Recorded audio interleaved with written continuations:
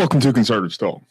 And once again, we got a headbanger. Great episode for you all this week. Yeah. For starters, Biden sees dead people, and Kamala Harris says that we're allies with North Korea. Yes, and Biden refers to MAGA supporters as Nazis yet again. And Democrats believe that they can actually control hurricanes. Yes, and Congress is moving to overhaul the Electoral Count. And believe it or not, we haven't even entered the conspiracy corner yet. But when we do, Buck says that he's ready to blow the lid on Huntergate. Yes. Evidence is beyond compelling is what I believe he said. It's going to be another great episode.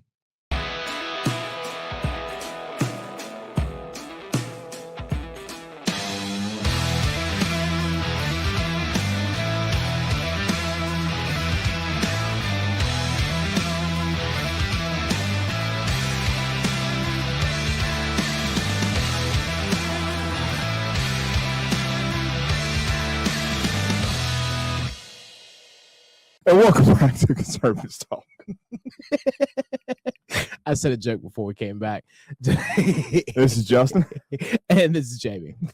And as always, we like to remind everyone to make sure they are liking any of the content that they see on any of our or any of the shows that we put out there, on any of the platforms that we put out there. Make sure they're also hitting the share button as well. That way we're able to get higher in the news feed organically. Also, make sure you're hitting the subscribe button on anywhere you see in the content that we produce and we put out there. That way, we're able to keep you in the loop on everything that we produce and put out there, and you'll never miss a single moment of Jamie's smiling face. Make sure you're also going to our website at conservativestalk.org and hitting the sponsor tab in the upper right-hand corner or the lower right-hand corner, helping us out with what you're able to. Our sponsors really are the driving force behind all of this. We have a very great core group of sponsors, but if we're going to grow bigger and grow larger, we do need to expand and get a little bit bigger. So every little bit goes a long way towards that. And make sure you're also leaving us your email address so we can keep you up to date with everything we have going on in the coming future. And you're never going to want to miss a single episode that we put out there with this. So, Jamie, would you like to jump into your first one? My first one is don't forget to boycott hometown headlines, period. It's, we need to make sure that this guy never has anything printed or read ever again. Boycott hometown headlines. I love the enunciations with the table banks. There you go. Really emphasizing every moment of that. Get rid of him. Yes. Boycott hometown headlines. It is definitely important that we do this. So, you ready for your favorite part? Yes. 38 days until we cancel and beat Stacey Abrams. Cannot wait. I can't wait till we just hit the cancel button. It's going to be awesome, man. Although I will say it's likely to be more than 38 days. I love how we have started to use their own terminology against them. We're going to cancel the left. We're, our pronouns are America and first. Always. Speaking of America and first, we do have a new affiliate. With that is thank you to Veterans for America First. Veterans for America First is a grassroots political organization made up of veterans, first responders, and law enforcement officers. Their entire mission is to make sure that the America First agenda is always pushed forefront and is done so by those who are on the political battle or who are on the political battlegrounds, fighting in the trenches to make sure that America remains the greatest nation in the entire world. And they do so through their media wing, and that is Vet's Voice. Vet's Voice is the media wing of Veterans for America First. You will never find any content outside of what the America First policy is on that platform, and you can find that platform on multiple social media channels from Facebook, YouTube, and Getter, and others. So make sure you're looking for Vet's Voice. Also, we want to say a quick thank you to Net News Network. Net News Network is our national affiliate that allows Jamie and I to have our press credentials and will ultimately, we will ultimately be able to be in the room that we're going to look at it here in a little bit via video. It's still scary. Yeah. Can you imagine us standing up there in the White House briefing room and just saying, hey, I have a question. My goal is to kind of get thrown out, right? Like Well, here's how I think about it, right? You got to get in first. Well, once we get in, right? Count your chickens before a hatch sometimes. A little bit. Once we get in, I'm going to treat it like I do little league games for my nephew because I've been thrown out of his football games. I've been thrown out of his baseball games. So I'm going to get thrown out of the press briefing. And I mean, Jamie's going to jump on a no-fly list Boom. very quickly. Already on it. I'm trying to add to the danger zone. Believe me, that's not one you want to get on. That one's extremely hard to get off. So let's take a look at the first topic that we talked about, and This that being nuts. This is Biden nuts. sees dead people and Kamala's North Korean ally. Yeah, you would think we're joking, especially on the really second not. one, right? Especially on the second one, but Or even the first. I mean, the first one really blows your mind. well, like here's the thing, I mean, seeing dead people coming, but they don't want to. They don't want to admit that he is the oldest president, right? He's 79 years old, and so there is just some age things that go with that, and Like forgetfulness is one of them. Well, laying in bed covering up. I see dead I see members. dead- Dude. It's not just people; it's members of Congress.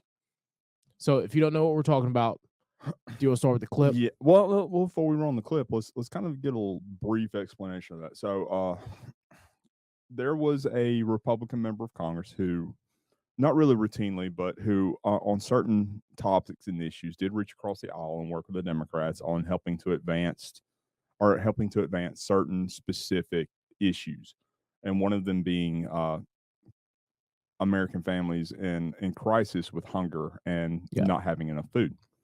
And that member is Jackie Walorski. Yeah, Walorski. Sorry, little enunciation issues there. But yes. I had to practice. Yeah. So she did pass in August. She passed as a result of a car accident while traveling back to her district from a flight from D.C. It was an extremely tragic issue. This woman was a very fine woman. The staffers that passed with her were very fine staffers as well. Great people. But it did happen. And now Joe Biden, in what was it, earlier this week, kind of just had was acting like she was there in the room with them. And during a I mean, he was just you can't even say that like he was recalling it, which is what you're going to hear them trying to say. Like he was talking about her as if she was right there. So it something about that makes me wonder, and it at what point does it become an issue where it's not really the person that's making all these gaffes, but it's the person behind the teleprompters? Oh, we're way past that. It may be a conspiracy thing. This may be Buck's arena. Look, here's the thing. Because we're way what past he that. did there, I mean, that was just so. For those of you who don't know, right? My grandfather, grandmother, aunt, and mother all had dementia. Okay. I saw, and they're different forms. So anyone who has dealt with it, especially someone who's seen it their entire life, like there are certain things that happen, and he is showing very telling signs of dementia. Mm-hmm. Now, the scary thing for me is like once they start recalling people who are no longer here, the next thing is they will start seeing people who are no longer here and acting like they're in the room. And at that point, there's no drug, there's nothing, there is no form of like going back.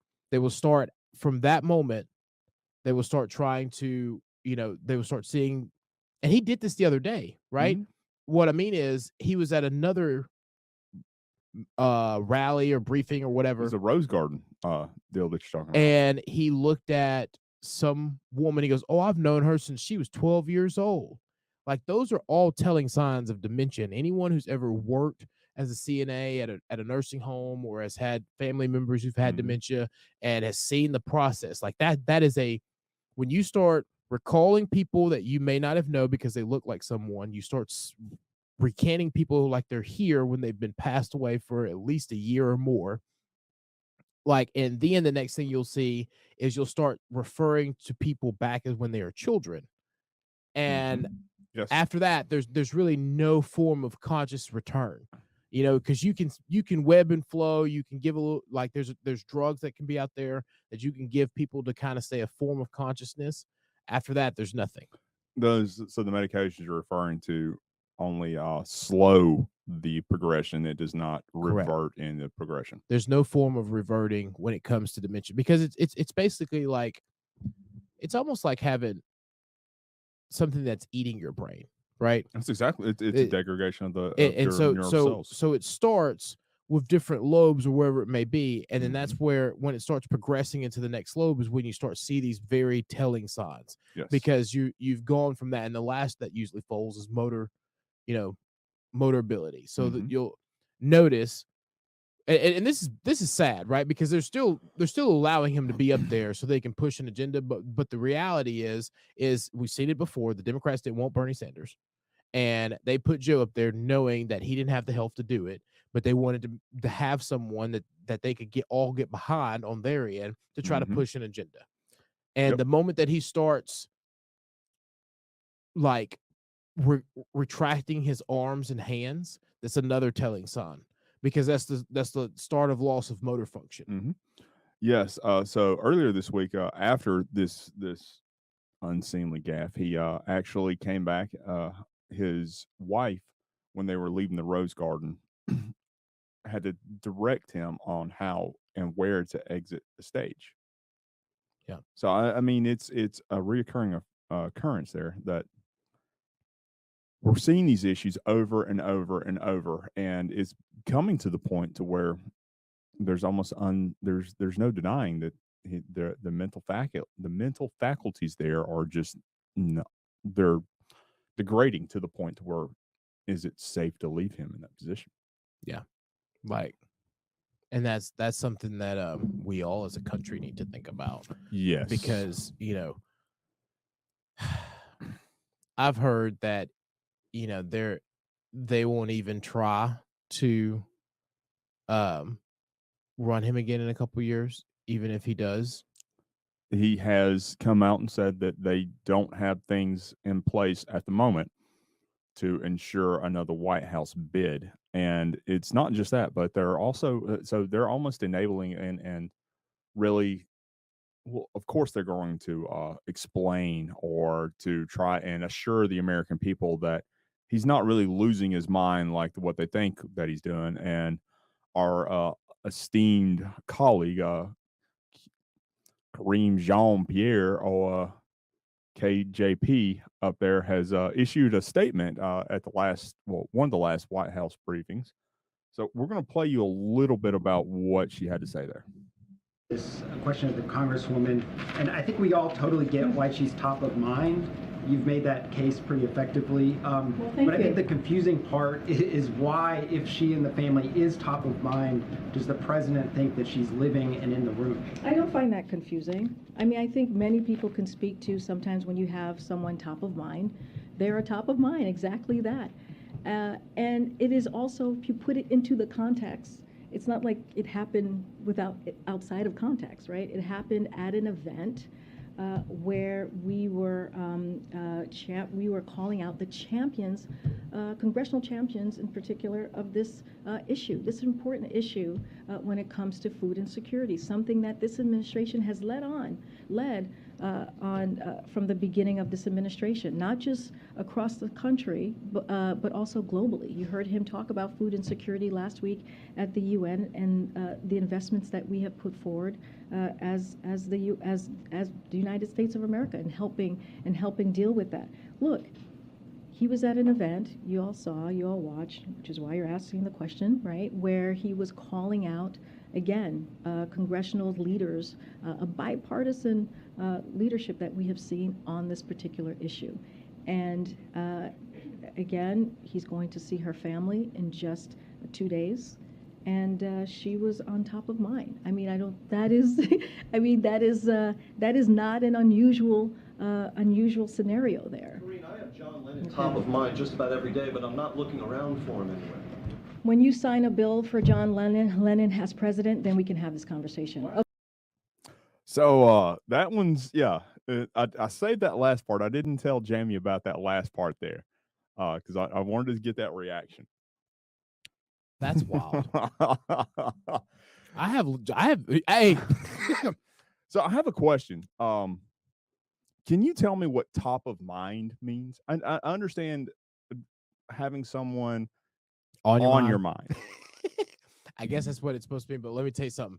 I understand now how she got that job, because that was a hell of a dance. That was. I mean, I've rarely seen better word salads thrown together. Hey, I mean, she's talking about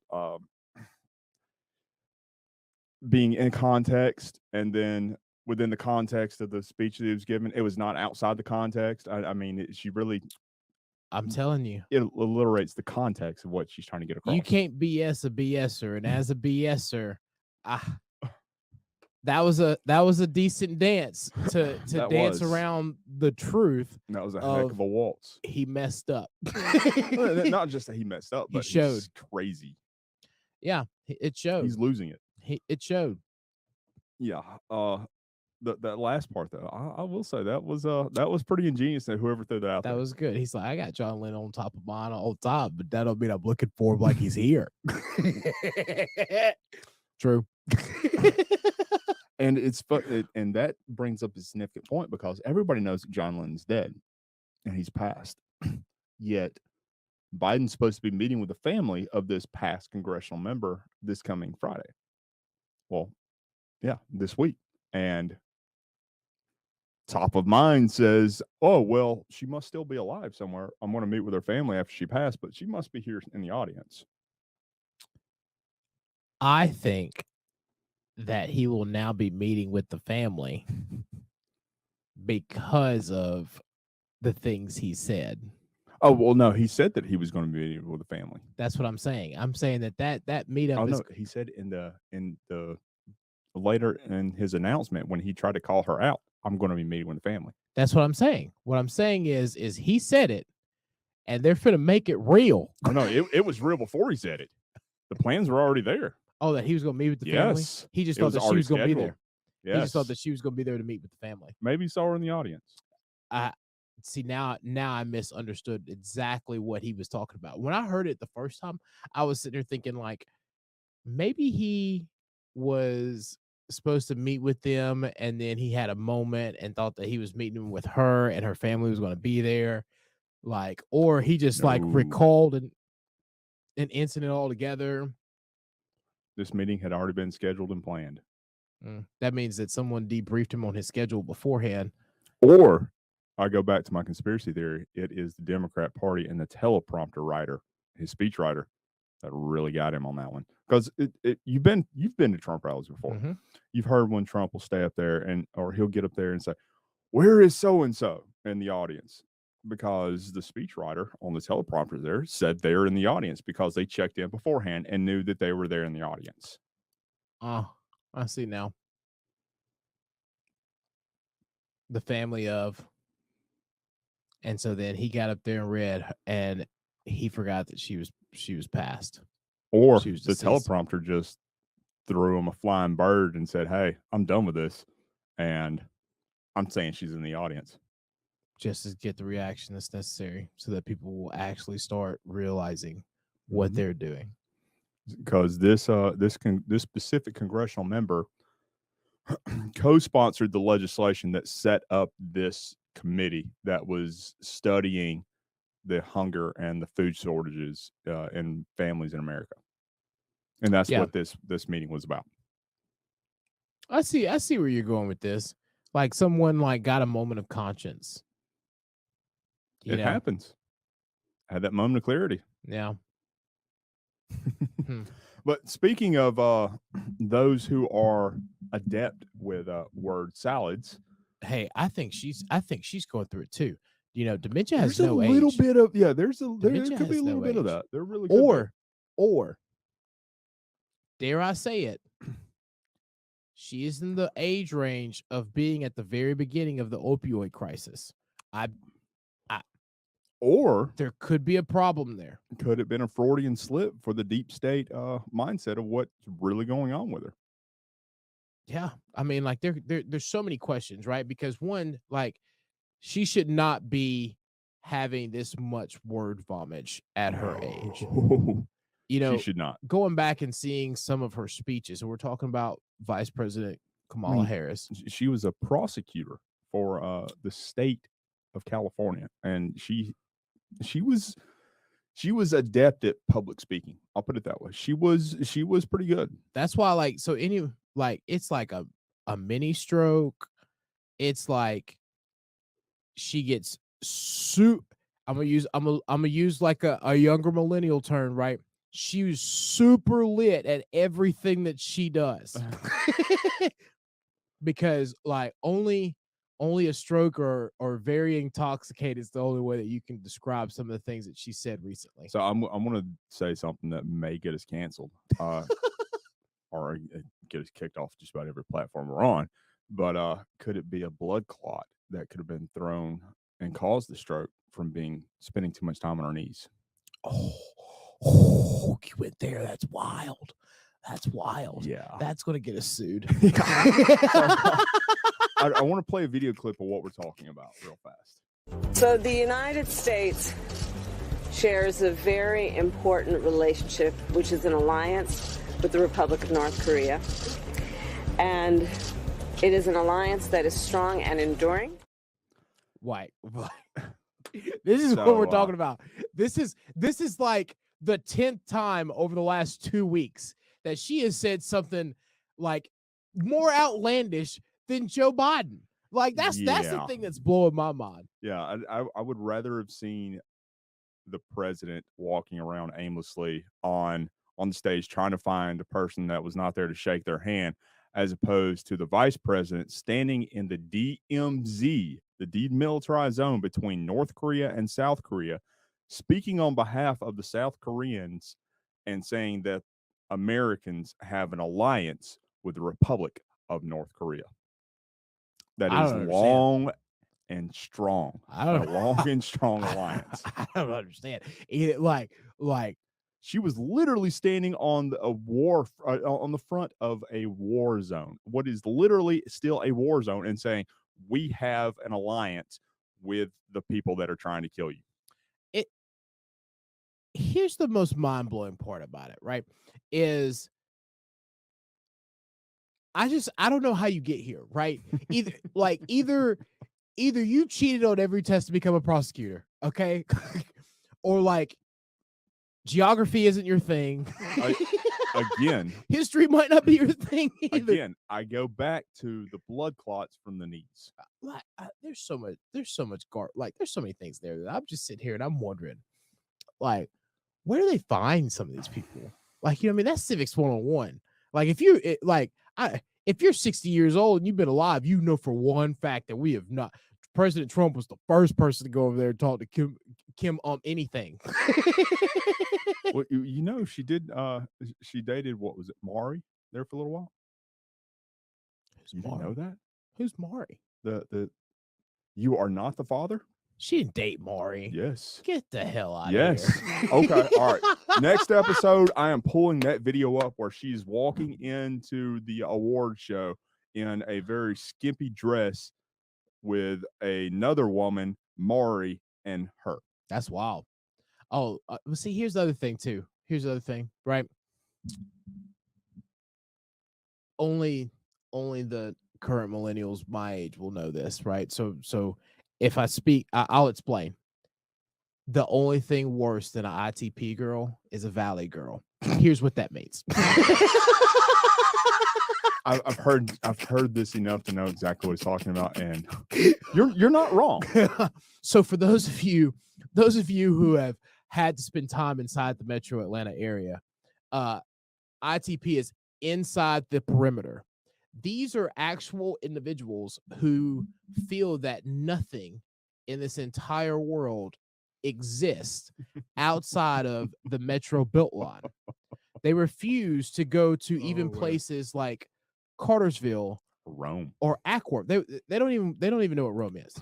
Okay. Refuse to go to Cartersville or Ackworth. Like, you literally have to explain to them. Like, they're like, oh, where do you live? I live in Rome. Where's that? It's north of Cartersville. They're like, ew.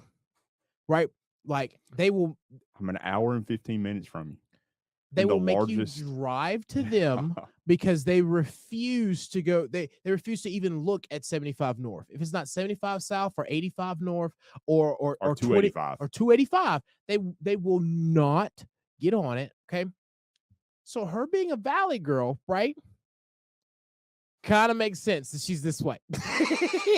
She's just, Again, I go back to the blood clots.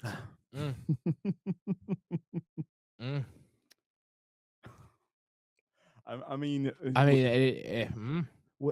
what is it? So it may not have been Mari. It was Montel. Was it Montel? Was it Montel? It may have been Montel. That's wild. It may have been Montel because it was the black. That's Montel. Yeah, Montel then. That's who it was. She was dating. Dated Montel. Yes. See, with another woman. That's why I couldn't live in California, right? Like, anyone who knows me knows that, that's why everyone says I'm the moderate, right? Because I'm like, maybe a wild day, but but like not that wild. that would ugh. And they talk about Trump, like, you know what I mean? Ajax can't even scrub That's that what off. I'm saying. They talk about Trump, but here's the vice president was literally like in a videotaped walking into the award show in a polygamous relationship with a TV star, a TV talk host, daytime TV. You know what I mean? I don't even know if you can call him a TV host or TV star. I mean, it was one of those "you are not the father" type of shows. No. I mean, I got it. He's literally almost Jerry Springer. That's what I was about to say. We need a political version of Jerry Springer. Well, Jerry Springer may run for something. Who knows? He did. I think he's banned now. You didn't hear about that? Jerry Springer, like that's where he got to start. He was in politics. No, but yes, I'm gonna have to look that up. You got to look. Jerry Springer got his start. An entire episode on the history of Jerry Springer. He was in politics, got like ousted for some like really crooked stuff. And that's when everybody was like, oh, well, you probably need to go on daytime TV. And so then he revamped daytime TV and changed the entire game. So I was watching, right, here's the squirrel chasing. I was watching some show and they were talking about how one of the talk show hosts who tried to copy Springer got canceled because basically, here's what ended up happening. She saw that Jerry was surprising guest, or what we thought was surprising guests, with people who were homosexual or something like that, like coming on the show. Mm-hmm. But they knew before they came on the show. So even more backstory. Me and my friends actually tried to get on Jerry Springer one time. Okay. Because we were like, where's this 15 minutes at? Then we all came to our senses and we were like, that shouldn't be our 15 minutes. Because there's no other 15 minutes after that. Nor should the circus. Nor should the circus. It's the same thing. But they were telling us that, write out your story, tell us who's supposed to be with who, and then how y'all want to play it out. And that's how Jerry Springer ran. All the talk show hosts at the time, though, did not know that. So when one talk show host came out and she decided that she wanted to surprise one of the guests and say that, this man has been in love with you forever. He's the one who's been stalking you. And they brought him out. He didn't know it was a man at first. So then he comes out in the 90s and sees in front of everyone that it's a man who's been trying to get with him and stalk him. It's kind of some real catfish stuff there. Yeah, well, he ended up killing him eventually. See, this like guy would not stop even after the show. That the show only progressed him, stabbed him a couple times, killed him. Right. So then that show got canceled. Jerry got a bigger boost, and politics was the start of it. So now Jerry has Jerry Springer Court. He has Jerry Springer Court. No, he does. He does. So we could have like we can have Montel and Kamala, and then we can bring whoever else. Like, we need to find something crazy and bring it in and have it in Jerry Springer's political courtroom. You know, now I understand why our country is in the state that it is. Exactly. Because we have Jerry Springer Court. Exactly. Wow. Jerry Springer Court. People can go and have their cases heard. I hope he's a licensed arbitrator, because I know he hadn't taken the bar. Well, that's the thing, right? Like, if it's small claims, apparently, depending on what state you're in, probably California, makes sense, right? Of course. Then He had to have been elected in that position. There's something about to where you can be a TV judge and some decision. Yeah, we got to look into that. Oh my goodness! We gotta look into that. That is definitely something that's worth the Google. Because that's how come, like, when it was Judge Joe Brown and Judge Judy, like, they were actual judges. They had actually. Were they though? Yeah, they at least passed the bar. Okay. Right. They at least passed the bar. They were actually practicing like attorneys. Okay. Then the whole TV mantra blew up, and that's what gave, like, the Kardashians after Paris and Nicole, right? That's what started all of this mess. We're definitely going to have to do an episode on this. We're going to have I'm to. Totally we're going to have to do something on. We need to do like a tracing the or like Jerry Springer behind the gavel. Yeah, and we could do a whole like the American fallout from the 90s. Oh, that's how we get here, right? You don't have a Kamala without Kamala from Montel, right? You don't have the Kardashians without Paris and Nicole. That is true. Now, I will give you that. I will give you that. Here's another thing, random fact that's like stored in my head. I have no idea why. Maybe because my best friend's obsessed with things like this. My girl best friend. You need new friends. I do. What was I saying? So, Kim Kardashian got her start because she was Paris Hilton's assistant when she was like 15, 16 years old. Okay. Not only that, when she was around that same age, she lied on an application and got into it and was an appearance in a Tupac music video. So you see where this all like starts? You see how we get here now?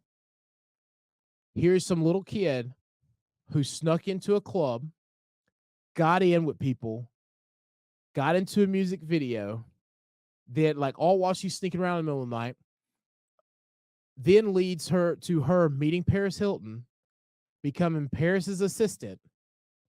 And then when Paris starts to fall, because her and Brittany, her and Brittany were best friends, right? Brittany gets locked away by her parents. Paris is too rich to get locked away by her parents. So they just send her to, closed door rehab. And then boom, they're like, hey, Paris made it with a sex tape, Kim. And the rest is history. Wow. Now she's a member of the bar.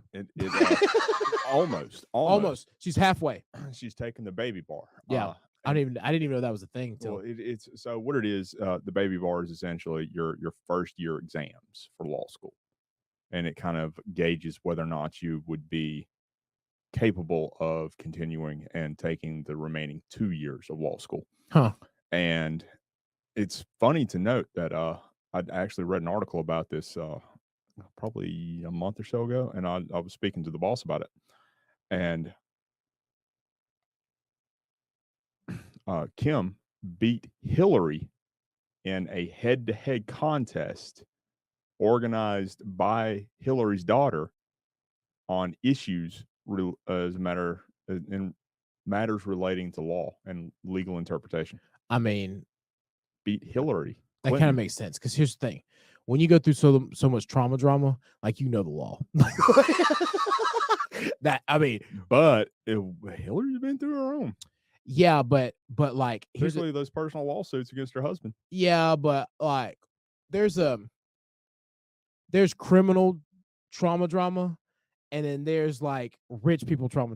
Well, I think Bill's been through enough of both of those. So. Yeah, Yeah, well, I forget they are from Arkansas. They seen the poor side too.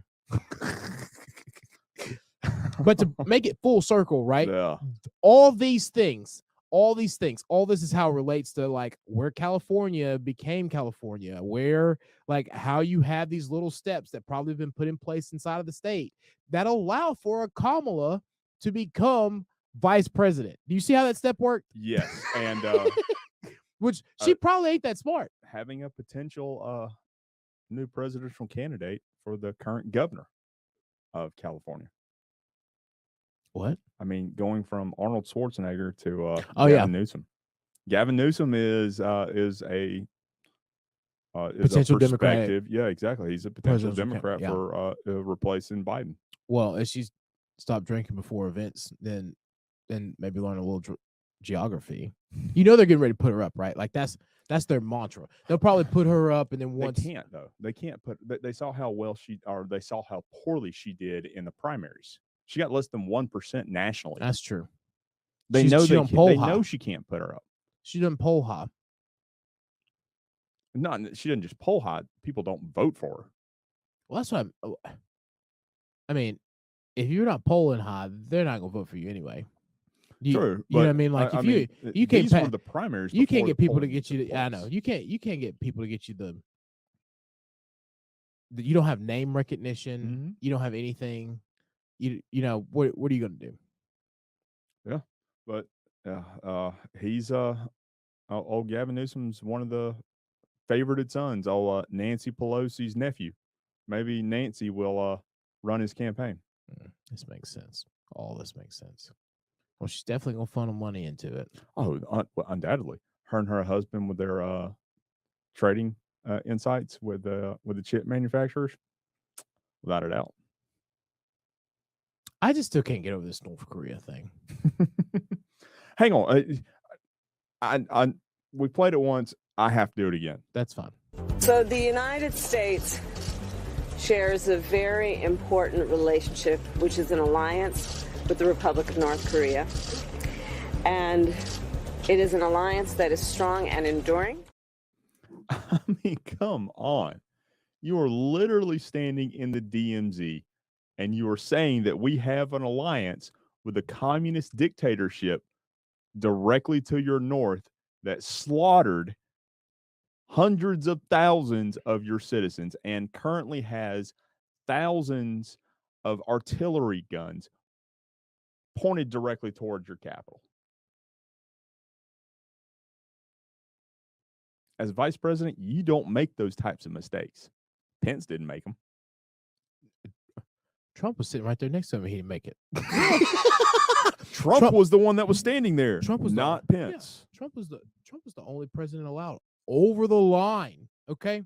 And Mhm. he didn't make a mistake like that. The moment that like little Rocket Man's tried to say something that was across the line, Trump bucked up.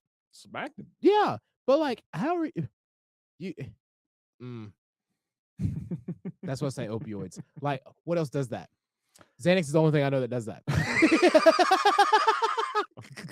Well, rolling into one of the other things that we always like to remind our listeners of, and that is to remember to make sure you're liking and sharing and subscribing to the content that we do produce and put it out on any of our platforms.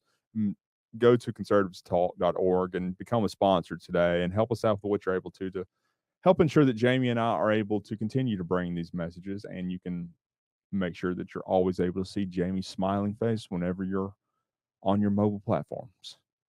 But looking at the next subject, and forgive me for this, because this is something that I believe merits a little bit of focus on. And unfortunately, there was no video of this because it was at the Democrat Governors Association reception, and this was the speech that came out this week. It's actually on the whitehouse.gov for the speeches given that the president's made.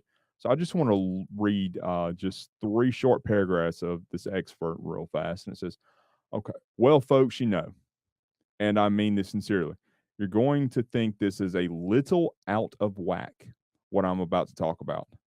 But, democracy is at stake. Literally, there's a case being made around the world, not just here, because democracy and autocracy.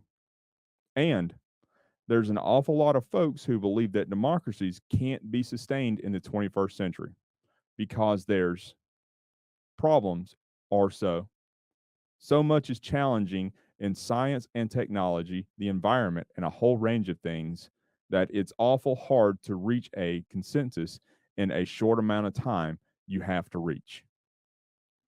And so that's why I have these constant arguments. So I've met with Xi Jinping over 78 hours, 68 of which are in person over the last 10 years. And he makes the case straight up that democracies can't be sustained in the 21st century. You just saw what happened in Italy in that election. You're seeing what's happening around the world.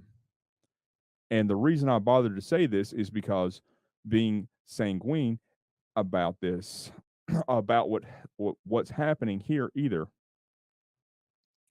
I don't want to exaggerate it, but I want to understand it.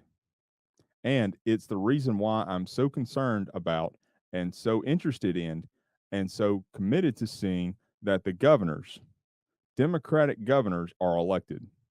Because literally, the outcome of an election is going to be determined by how well the governors run their state, who's in charge at the time, whether or not things are going to be, how we count the votes, whether or not it's transparent, and a whole range of things. And so I think you're going to see everything in the state legislative bodies. There's just a lot at stake. A lot at stake.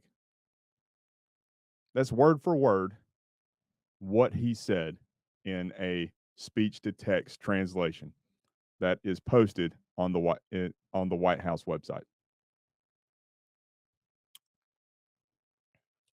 That's too dumb to even be code. Like, you know what I mean? Like, that's too dumb to even be like any form of coded message. It like if you try to follow it, you can kind of see somewhat of where he's going.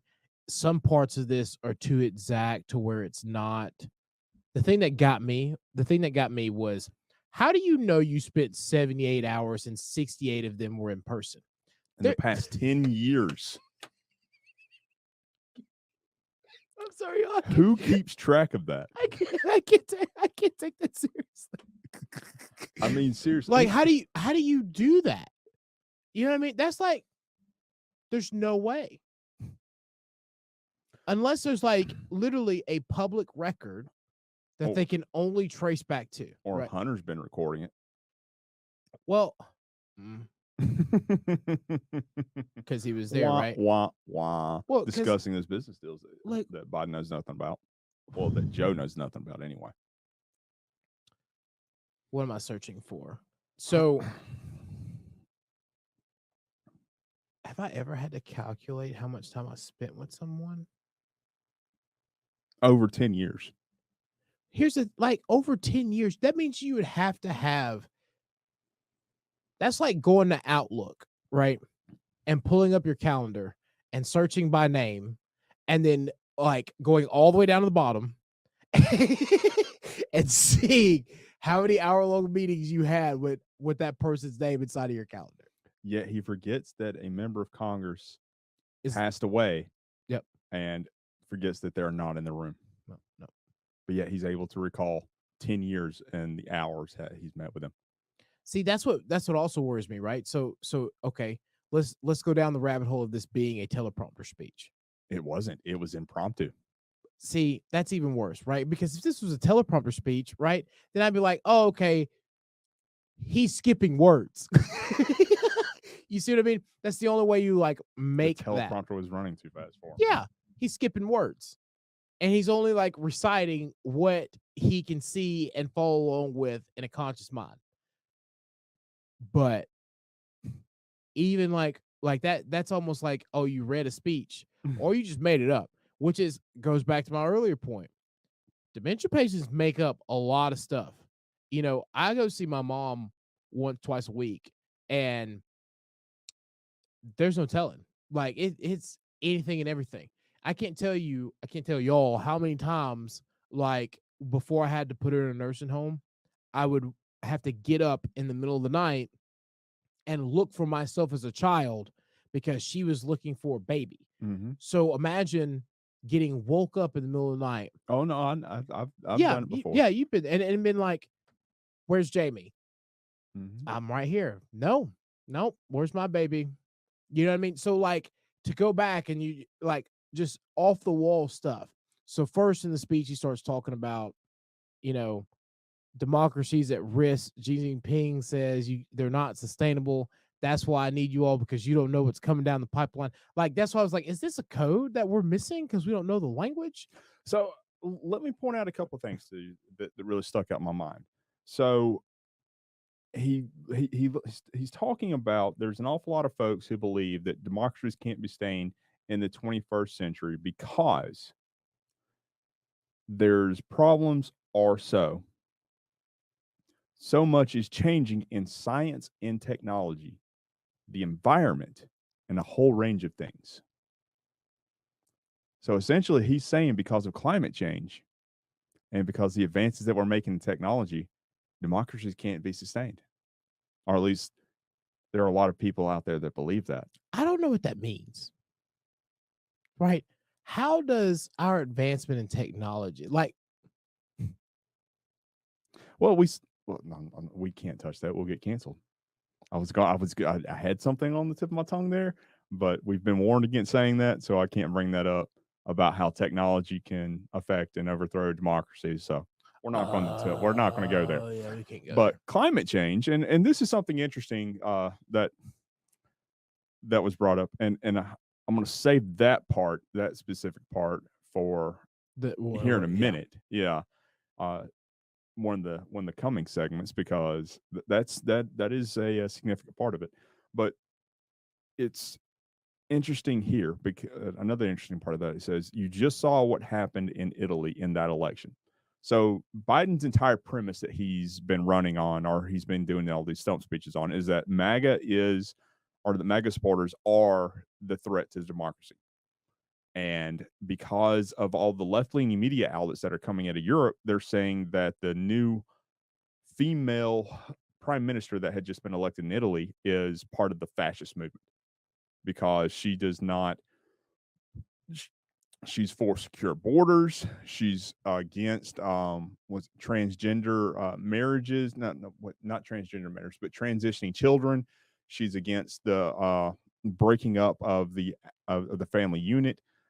Everything that would be considered a conservative value, she is for, and he is convinced, and he is pushing that narrative as being a massive problem in democracies not being able to be sustained. So we see the occurrence there and the repetitiveness of this because of what they're saying, that she is a massive fascist, that she's a fascist party, democracies can't be sustained, and that MAGA supporters are the threat to democracy.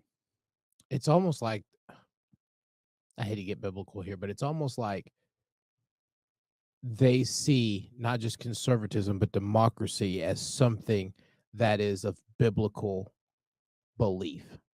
And you see how I'm making that linear connection? It's saying that, oh, well, if you believe in the nuclear family, if you believe in a man and a woman, if you believe in nationalism of where your ethnicity is from, right? Because ethnicity is different from race. If you believe that this is where your pride is in, from the place that you were born in, then you are against that. All those things are biblical things. Well, they're Christianity things. Yeah.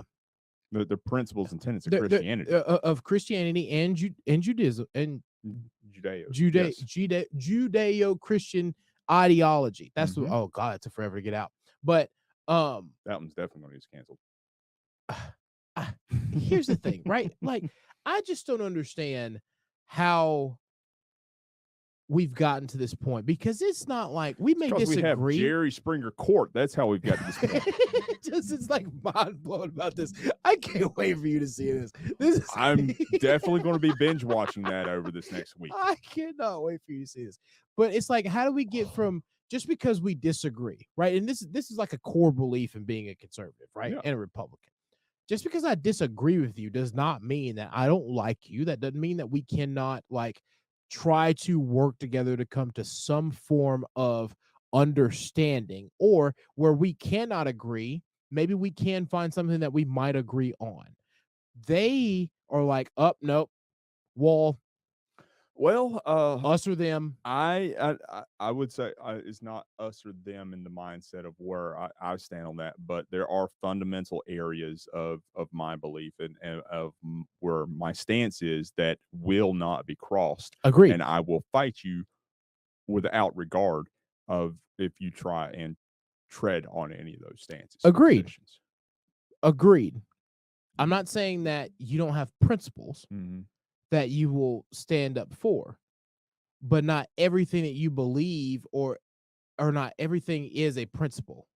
Does that make sense? Because it almost seems like everything that they have, everything that they come across as a platform thing is a principle. Well, I wouldn't say it's a principle. I would say it's almost their religion. And that's what I mean, Yeah, right? they're willing to fight, or they're willing to fight and die for things that we're willing to fight and die for, because we know in our soul that these are the way that things need to be. And this is just this again. This is my perspective on this. This is my stance with that. But I don't. There are areas that in all honesty, there are, I would say, 99.99% of things that I have a position on that I consider just I will not compromise with, just simply because of the fact that if I have such a belief on these areas, then I am not willing to compromise and allow for these areas to be infringed upon, simply because just because I believe them does not mean that I am putting them on you. You can do whatever you want to, as long as what you're doing does not affect me. Yeah. That's the entire principle behind all that. But when what you're pushing affects me and mine and my loved ones, then I will fight you tooth and nail and to the grave. Here's what I mean by this, right? I feel like this might be a perfect example. Okay. You got to be a sick some to. Yeah. Oh, we've got the beat function. So you're okay. good. You got to be a sick some to even consider anything that has anything to do with the children. Yes. Period. Well, without question. Without question. Like, you're sick. Okay. But like, if we're talking about, and here's what I mean, there's a lot of things in and it's a little bit different in my world, where Republicans and Democrats, when we sit down and we got to talk about, how's this project going to get funded? Okay. I may not believe in a core value of using taxpayer dollars to go fund a certain type of infrastructure or a certain type of project like that. But for the time being, that may be the best resource. Okay. Those are things that like I'm talking about. Transitioning anything, period. I don't give a damn. Like if you want to be, my mother will not be happy with you. She's gonna like that. Transitioning anything, like, be like, you gonna sit here and you're gonna be like, oh, I want to be a man today, like, you know what I mean, like, let me, all that, don't chop it off. Like, anyway. so I do want to clarify. I'm trying to be nice. I'm trying to be nice. So before we go any further, I do want to clarify. When I say my mother would not be happy with him, I am referring to the language, not that he's taken a stance against that. Yeah. Yeah. My mother would murder me if I stood for that. So I just want to be clear on that. Yeah. Mom's gonna be mad that I cussed, but but we had the beat function. That's so just okay. how that's just how I feel. Oh yeah, no, I completely understand. Like, and if you can't, I'm just being honest. This is from my heart. If you can't look at a woman and be like, that's the gorgeous thing ever, is man, I don't know what's wrong with you. Period. Like, God made women perfect in every shape and form. And to be a man and be like, oh, maybe I want something, like, I don't understand that at all. But not my preference, not my thing. Well, if that's what they want to do in their spare time, by all means, let them do it, as long as they don't try and push it on kids And what they're trying to do with in their own personal life does not overflow into the public sphere where they try and force it onto me in my private life. Exactly. And to get back to my whole point of this, my whole point in this entire thing is do whatever it is. And there are certain things, like when we start talking about like the social contract and paying for certain projects, those Commonwealth things. Yeah. Those are things that we can find middle ground on. But everything that you try to attack, everything that you try to attack us on is not meant to be a principal thing. Like, just because I don't agree with your lifestyle does not mean that I'm not willing to work with you on like basic necessities. Absolutely. I mean, there are folks that do not conform to the lifestyle that I have, that actually I spoke with just today, that I consider a very close friend. Well, I consider a very good friend. It's not something, like I said, as long as what they're doing is not affecting me and my private life and is being pushed publicly to where it does affect me and to where I have to then accept and conform to what's been trying to push there, whatever tickles your fancy. Yeah. So I'm all for you doing you over there. So another thing that really kind of stuck out to me and hit in this little speech, and this right here is I think this is more telling than it literally a lot of it. So it says, and there is a reason why I'm so concerned about and so literally the outcome of an election is going to be determined by how well the governors run their states, who's in charge at the time. And that is why he is so committed and interested in seeing that the Democrat governors, are elected. I don't know if we can talk about this how I want to talk about it, but we can't. Not that we're not that we can haven't put already out getting on sued or canceled anyway. Well, canceled for sure. Maybe not on this episode. Maybe on ones that we put out on specific platforms that we can discuss this more in depth. But the one that for this episode, this is not something that we can actually bring up because we have been threatened and warned and said, and if you breach this topic or their subject, then we're going to remove it. So it's that's the reality of where we are on this. But yeah, no, that's I think that's interesting because he rounds that whole part out in what it's saying is who's in charge at the time, whether or not things are going to be, how we count the votes. And his speech is on. I mean, you can go to whitehouse.gov and look at this. Exactly.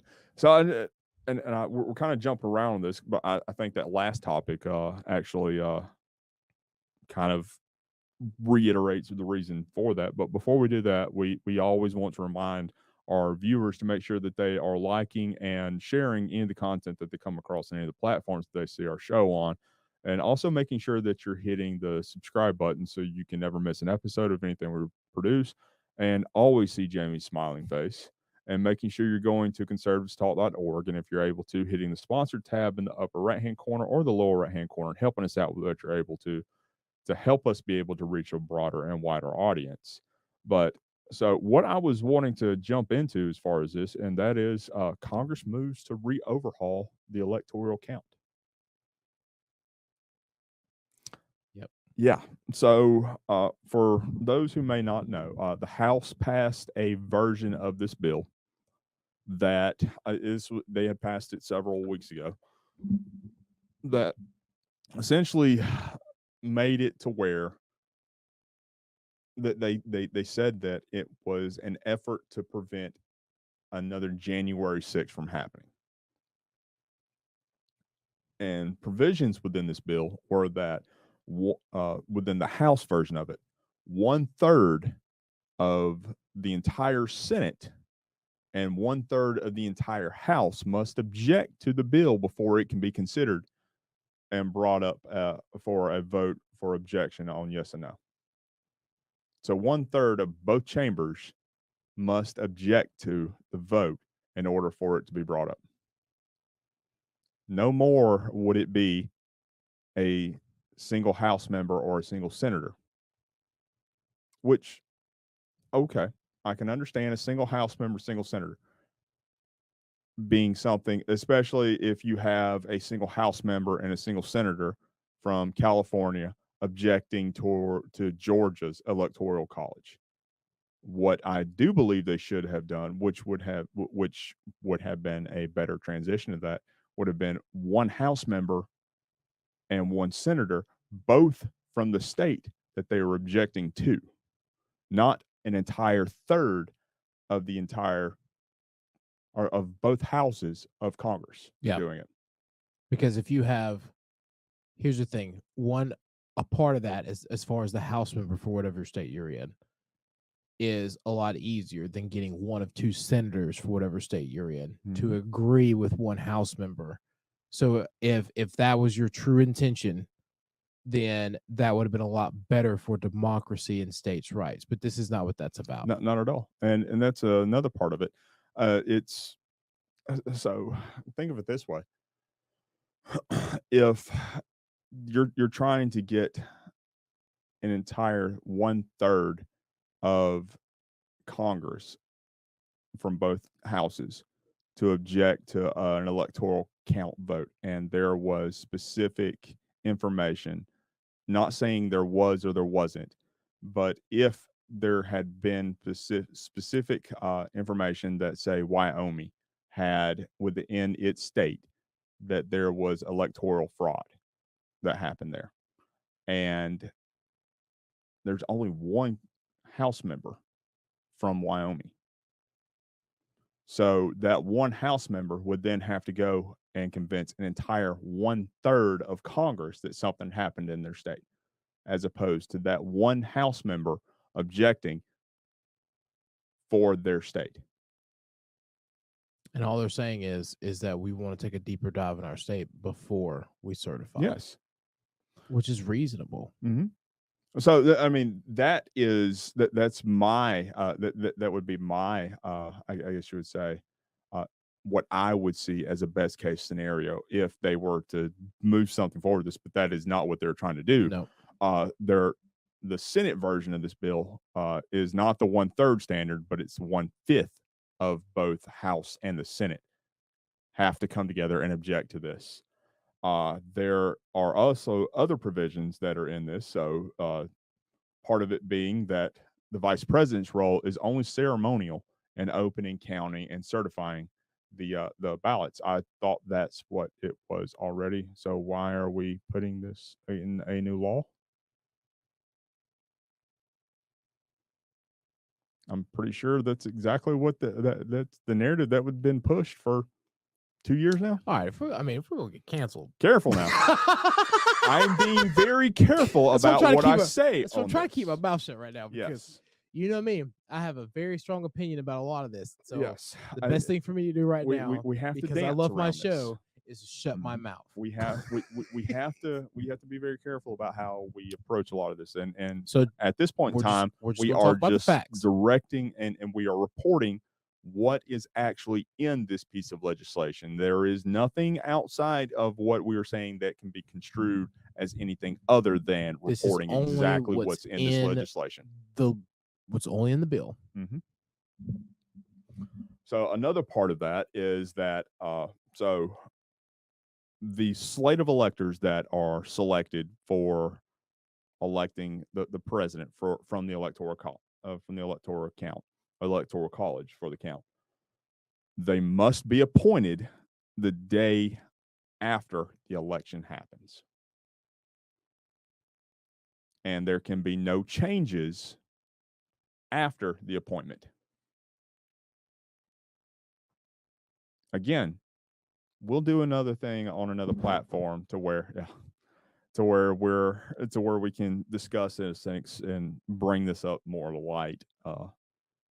It's this, yeah, and get this. This is not just the Democrats that are pushing this. This is the Republican minority leader in Congress is supporting this piece of legislation. I'm just going to say it's very important that Justin presents these facts to you all, but I'm not knowledgeable enough in these facts to say anything other than I am right now. So I'm just going to sit over here. So another part of this is the aspect that it brings into account that only the presidential candidates can really seek judicial relief on anything that happens within the election. It codifies that voters may not seek judicial relief from a potentially fraudulent election. So you as an American citizen and as a voter, if you believe that as an elector, which is part of your duty as an elector, is to be able to challenge your other electorate. Now, if I am in a county, I am allowed to do that on a county basis, but nationally, I should be able to. Can't do it anymore. Not under both pieces of proposed legislation. You are only the presidential candidates that may be directly affected, meaning the Republican and the Democrat candidates, or a third party candidate if it makes it on the ballot. Those are the only people that can seek judicial relief.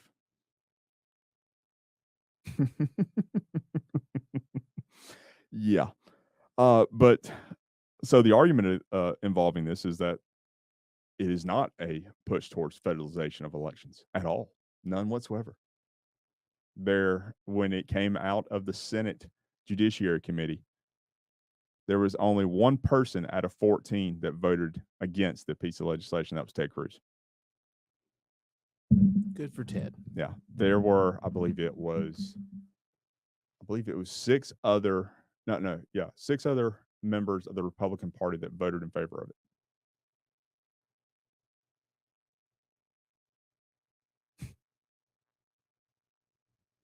Yep. But we're not trying to federalize the election. So now get this. Once it passes and goes to the floor to be voted on, once it gets over the 60 vote threshold to get over the filibuster, amendments can now be added to it. You remember HR 1 and HR 3? So you mean to tell me that they want to put forth a piece of legislation that literally says that if they have a supermajority, they can amend it after that? Yes. So they want to, instead of killing the filibuster, they're trying to codify something that says if we get it over the filibuster, then we can amend it afterwards while it goes to the floor before it goes to the opposite chamber. Yes. And get this. The likelihood that it will be voted on before the election happens, the midterm election happens, are slim to none. It will be a lame duck Congress that votes on this piece of legislation. So they're going to do it in the middle of the night in December, when a lot of members that are going to be voting on it have no stake in the game whatsoever, or probably are getting ready to leave. No, there's several that are getting ready to leave. Actually, a good bit of them that are getting. Well, that's what I mean, right? So like they're in a Democratic majority. And then think about Liz Cheney, all the ones who have a grudge and an axe to grind. That's fine. You know what? That's fine. That's fine. Because it'd be the first thing we repeal. We hope. But we got to get that 60 vote majority, though, in the Senate in order to repeal it. And then we got to control the White House to sign it into law. Yep. But yeah. But that's what I wanted to that's one of the things I wanted to bring up as far as talking about the whole the fact that the Democrat governors are going to be so important actually there's another part of this. Part of what's codified into this is that these appointment of these electors, it codifies that it must come from the governors of the states. The governors of the states must appoint the electors for the electoral count, or they must certify the electors. It's incredibly important. It is something that Joe Biden has taken a massive interest in, as he says. It is, what is it? Where's it at? And it's the reason why I'm so concerned about and so interested in and so committed to seeing that the governors, Democratic governors, are elected. These are words from his own mouth there. He's literally telling us what the play is. It's a coded message. He's leaving out words intentionally. Yeah, that's Democratic governors are elected because literally the outcome of an election is going to be determined by how well the governors run their states, who's in charge at the time, how we count the votes. That's fine. That's not fine. fun. That's not fun. No. You know what's fine? Because we've been needing a civil war anyway. I'm up for the national divorce. That's fine. Look, Justin knows my feelings. I'll restart the Confederacy if they keep playing. Well, we got a sheriff in the back pocket that's up for the cause. Look, I'll restart the Confederacy if we have to. I don't care. For those of you who don't know, Jamie's ringtone is Dixie. Hey, don't try me. But let's jump to the well before we do that. Before I get mad, for real reason. Well, we're not there yet. So, as always, we like to remind our subscribers to make sure they like and share any of the content that they see on any of the platforms that we do sharing the content on, and make sure they're also subscribing to it so they'll never miss any of our shows or Jamie's smiling face. And make sure they're going to our website at conservativestalk.org and helping us out with what they're able to by hitting the sponsor tab in the right-hand corner or the lower right-hand corner, and giving what they're able to and sponsoring what they're able to, because every little bit of that really goes to help us be able to reach a much wider audience than what we currently have. So one of the topics that we alluded to earlier was that Democrats now believe that they can control hurricanes. They believe they control hurricanes. And it's not just that they believe that they control hurricanes, is that if you don't vote for them in the midterm, you're all going to die by a hurricane. That's not like foreshadowing, right? Dun, dun, dun. So I want to show you what I'm talking about with this. And this is a U.S. senator, a former some of you might remember her. Presidential candidate. So just take a listen to what she has to say. We just did something about climate change for the first time in decades. That's why we've got to win this as that hurricane bears down on Florida. We got to win in the midterms. We understand that. So because as the hurricane bears down on Florida, and because y'all just did something on climate change, but I thought they passed something to reduce the inflation. Did they pass anything to reduce climate change? I don't think I remember anything unless they're real good at sticking stuff in. Unless they passed a piece of legislation with just a completely misleading name on it. I don't think they did anything on climate change. Yeah. No, I don't have anything. But I think there was something in the Inflation Act that had a clause in that or something of that nature. I think they snuck something in there. If I remember correctly. I'll put it this way: we'll have to reach out to the good senator's office and ask her to point to which piece of legislation they passed specifically about climate change. And I want to know how to control it. Because let me tell you something. Yeah. When in my deep web days, there was a conspiracy about this, right? Well, I mean, me and Buck talked about it for a long time. There used to be a conspiracy that said that there was this thing that controlled the weather, right? YouTube it. Well, that goes on both sides. YouTube probably pulled it off by this time. That does go on both sides. I mean, we did have our own conspirator that was concerned about them turning the frogs gay. Oh, I don't remember this. Alex Jones with the chemtrails, with the jets. I remember the chemtrails, but I don't remember the frogs being gay. I don't know how frogs gay.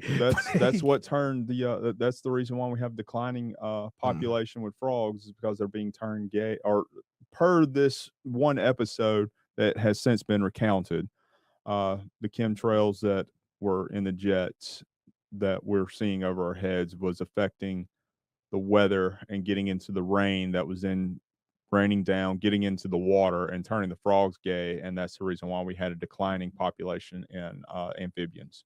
Had me into the end.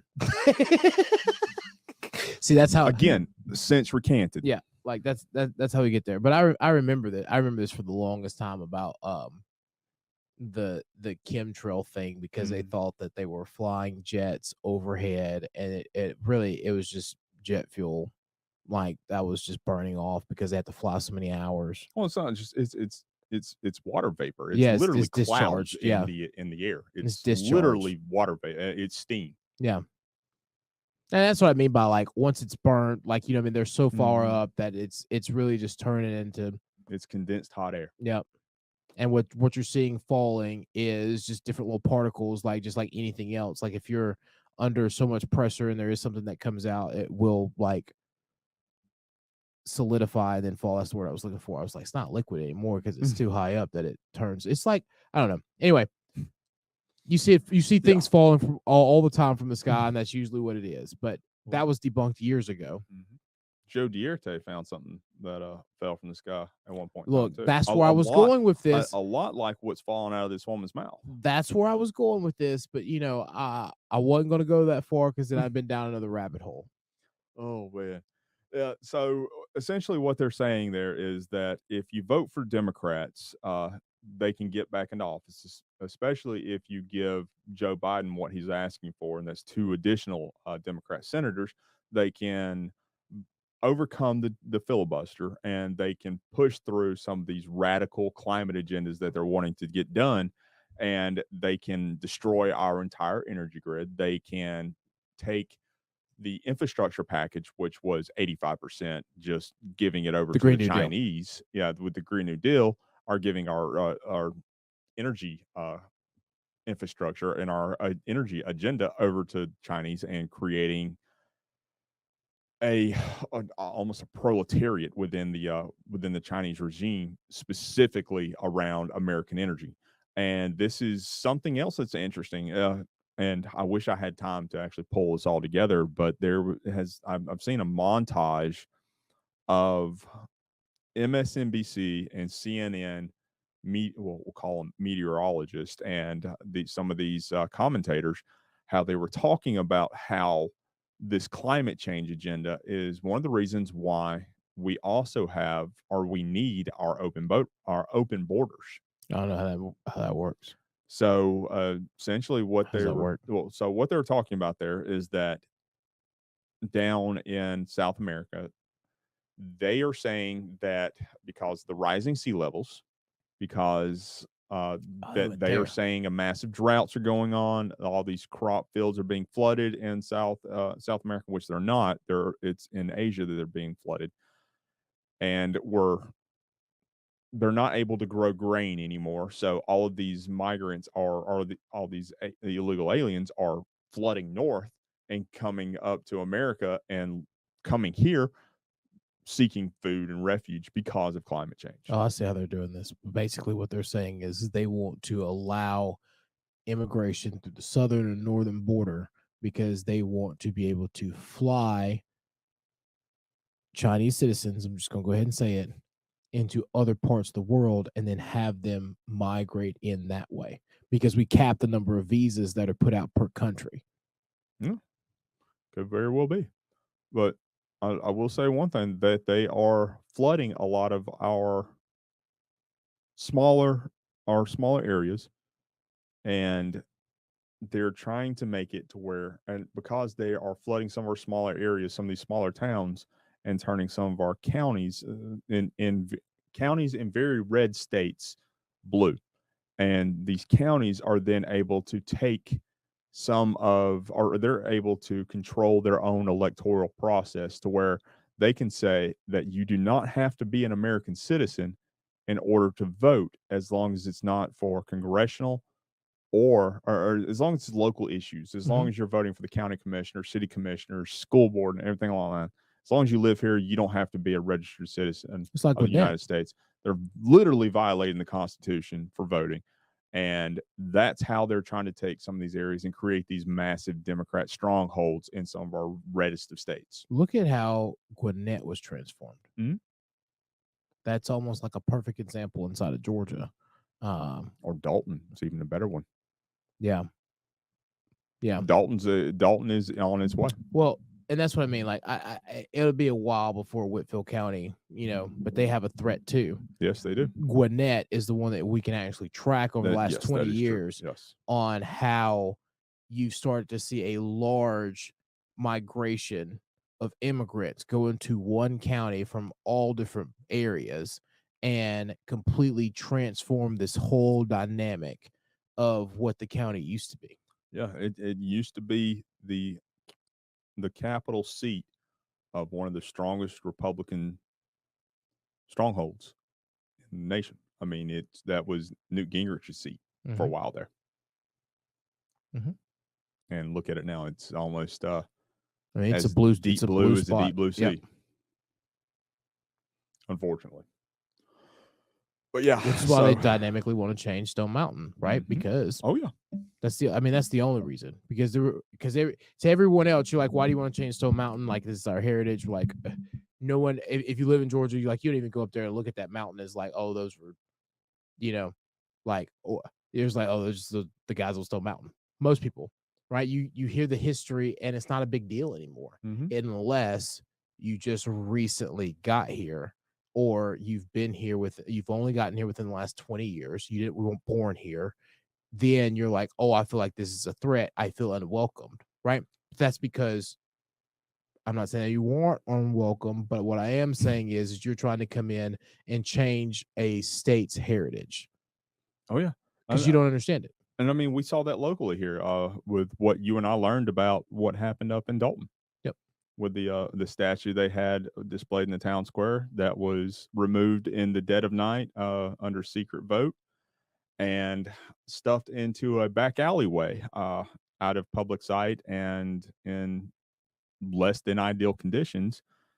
And this man, he literally fought for he fought for the Confederacy, but he freed slaves and fought for them to be able to pursue their own form of happiness. Exactly. Whether it be fighting for the Union or the Confederacy. Mm-hmm. Yep. But yeah, that's and something that they fought don't. for, and that's one thing that people don't talk about. Fought for them to be free inside the Confederacy. Yes. That's one thing that they that a lot of these revisionists don't like to bring up, especially those that push the CRT and the 1619 project. Well, they accuse history of whitewashing, right? But it's almost at this point blackwashing, right? I could say that, you can't, but but is it really blackwashing though? Because I don't know. I couldn't think of another color. Well, I would say they accuse rainbow us of washing, whitewashing, exactly. But what they're trying to do is rainbow wash instead of just putting a clear, transparent coat on it. Yep. Teach it exactly how it was without an agenda behind it. Yep. What's wrong with that? It is what it is. You can add more stories to it, but just say what it is. Mm-hmm. You don't have to take out pieces that you're offended by and put in the pieces that you like. Exactly. You're doing the same damage. Exactly. You're doing worse. Because what you're doing is driving a stake between Americans. Mm-hmm. Because now you're saying that what they learned for the last 100 years, it's wrong, and you want to replace it now. So now you have generational fighting. Well, they're teaching kids to think of their parents as racist. Yeah. Yep. But that brings us to our one of our other inevitable deals. We like to remind all of our viewers to make sure they're hitting the like button as well as the share button, helping us get higher into the news feed so where we can be seen by more people who typically don't see us organically. And make sure you're also subscribing to make sure you'll never miss any episode that we do produce or put out there, and you'll never miss a moment of Jamie's smiling face. And make sure you're going to our website at conservativestalk.org and helping us out if you're able to, and hitting the sponsor tab in the upper right-hand corner or the lower right-hand corner. And becoming a sponsor and really helping us to be able to spread our message far and wide. I would love to be able to be called the wildfire from Northwest Georgia. So anything you're able to do with that to help us out with that, Yeah. we would sincerely appreciate it. So let's jump into Buck's favorite area and his little conspiracy that he has. Because Buck's conspiracy really does fit in to, especially our last segment, Well, all of it. all of All it of together, it. right? Because then we start throwing in, really, right? We come down to why is all of a sudden Kamala Harris thinking that we're friends with North Korea? Why is it that Joe Biden is now talking about Democratic governors being important and making sure that Democratic governors are elected and being in to usher in this new age, right?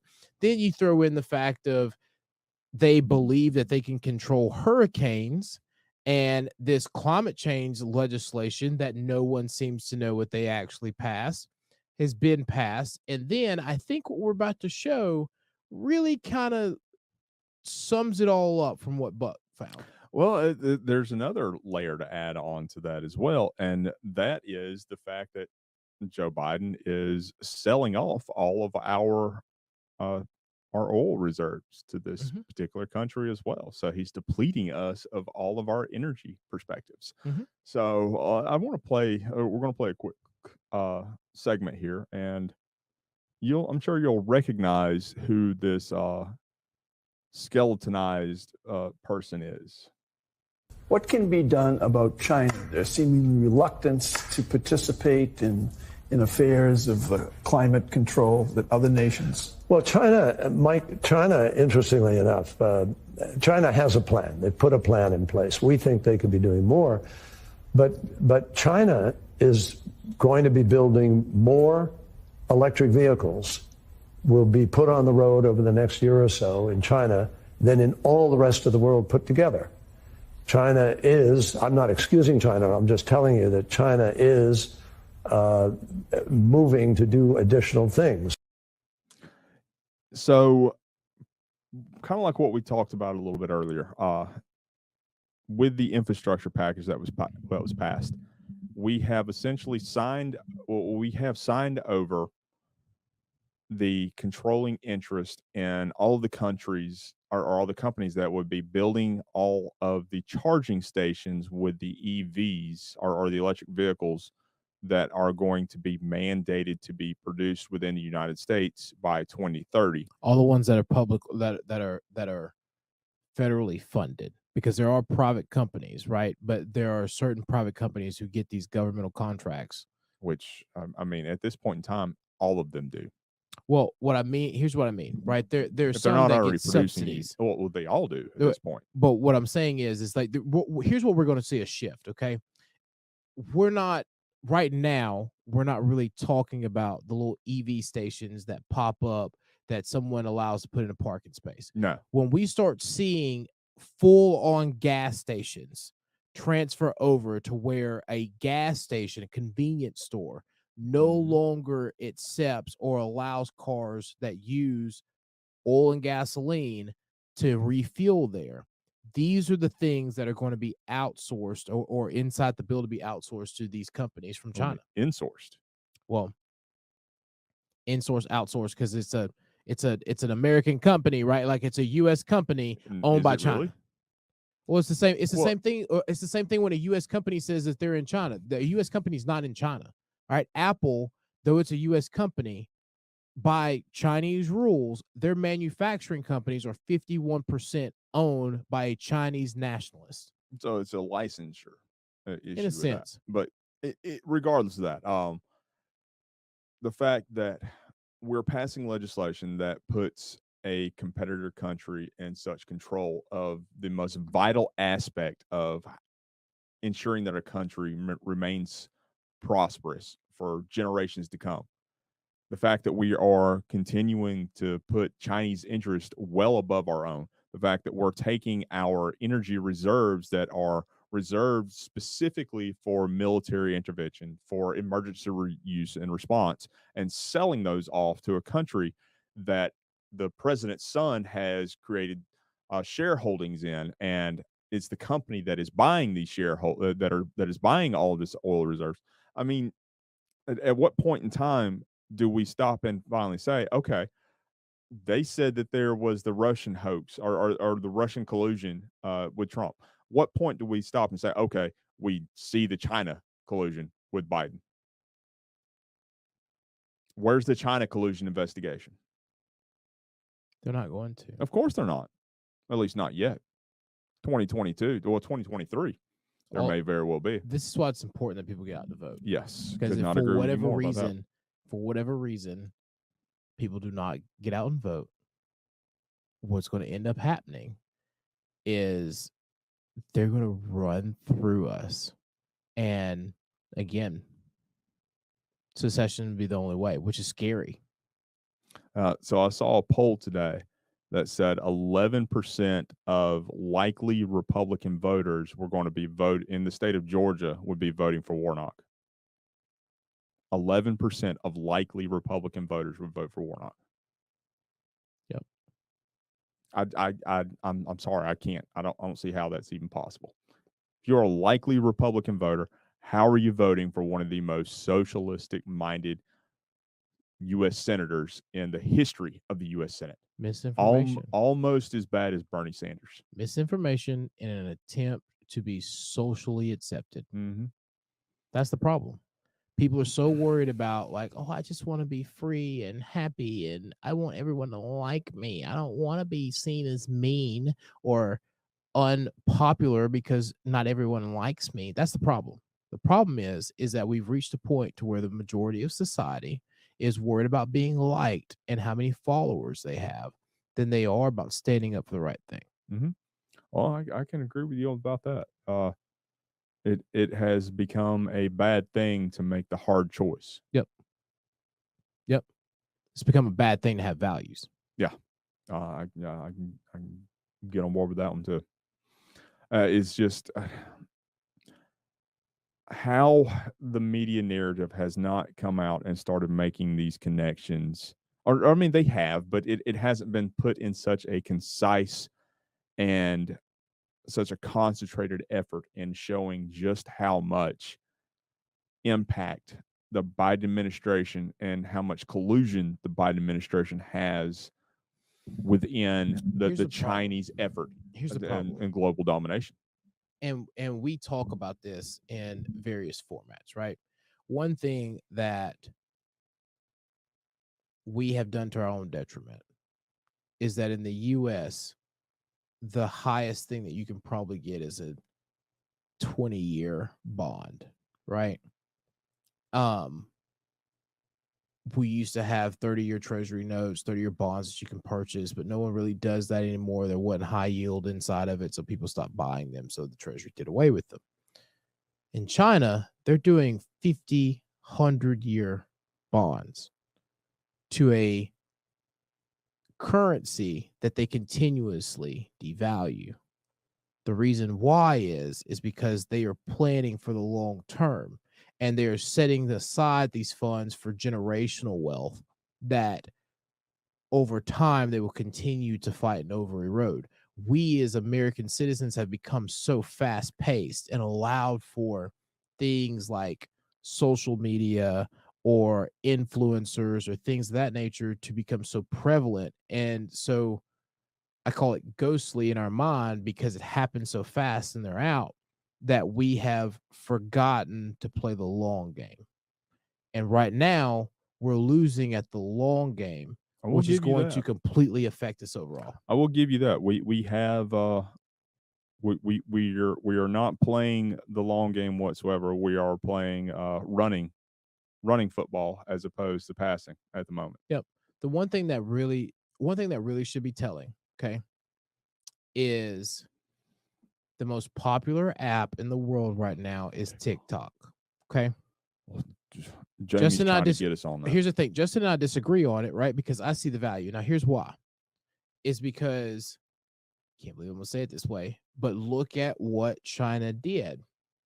When it came to TikTok, they made it to where, okay, you can be the most popular app in the world as a Chinese company, but inside of China, only educational stuff can be inside the platform.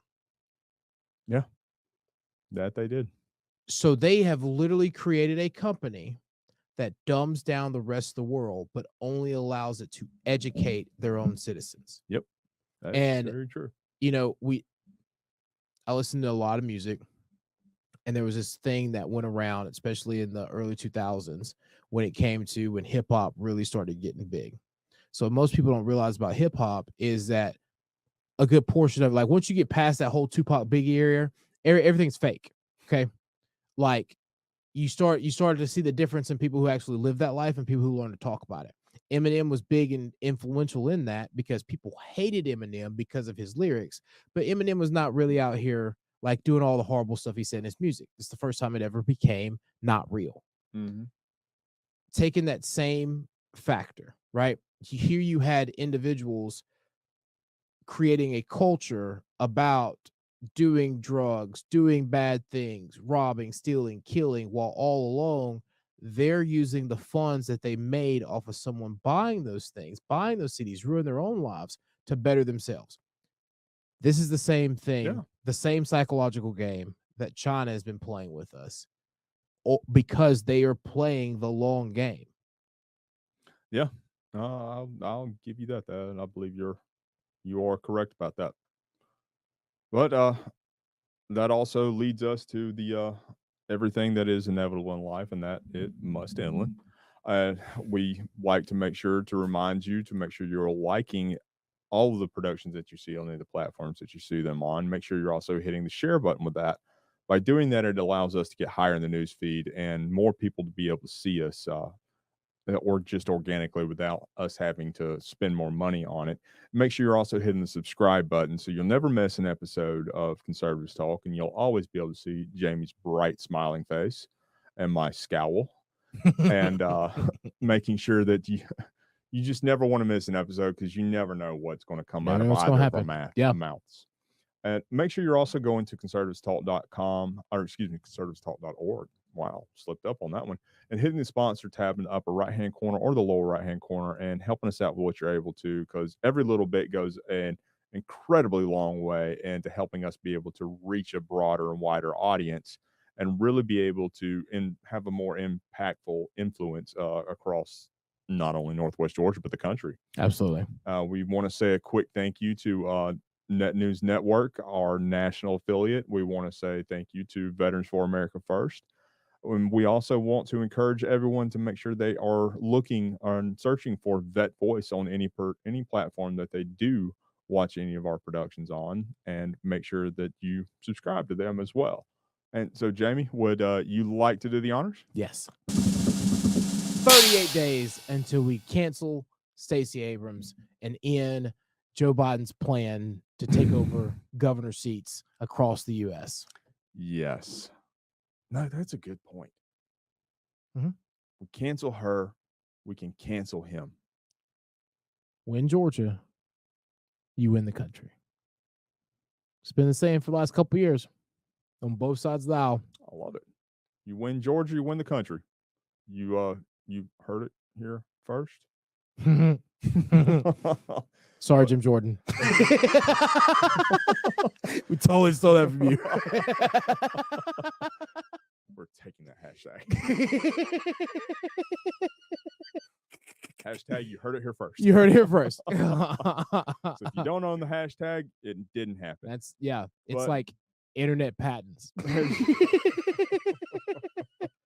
But this is Conservatives Talk, and we'll see y'all next week.